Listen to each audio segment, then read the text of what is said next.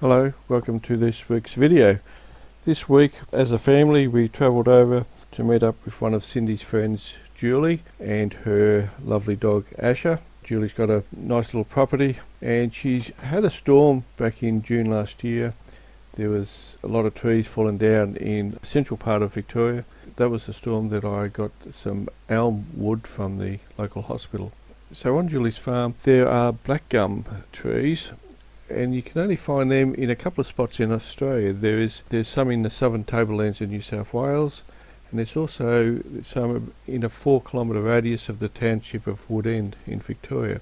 So they're a fairly rare tree, and they have been put on the endangered list in Victoria. There is a concerted effort to try and save the black gum, and it's a bit different from the black gum that you get in America. The proper name for the ones in Australia is the Eucalyptus Aggregata.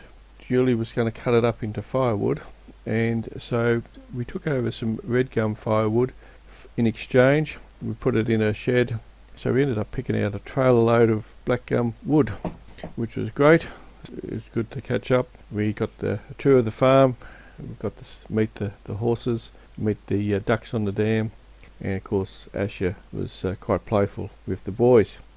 So I got the wood home and cut it up into pieces, into bowl blanks, and I put some on the lathe and turned it down using a spindle gouge, and I turned it down into a sphere.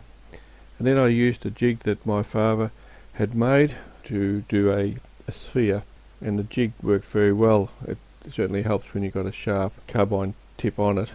So I got it down to a sphere, and then I decided to turn it into a lidded box, and so we cut it into half, hollowed out the middle, and it's come in as a lidded box. It's quite a nice wood. It's a light coloured wood, beautiful grain in it. There's a lot of character to it. I brought it up into the house and had it on the kitchen table, and every time I went past the sphere I'd grab it, and it just had a great feel about it. Just you just want to keep hanging on to it and touching it.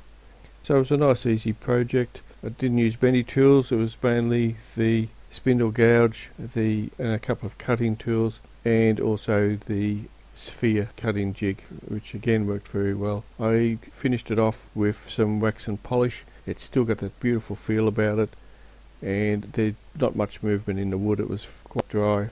Anyway, that's all I can report this week. I hope you enjoy the video. I'll see you next time.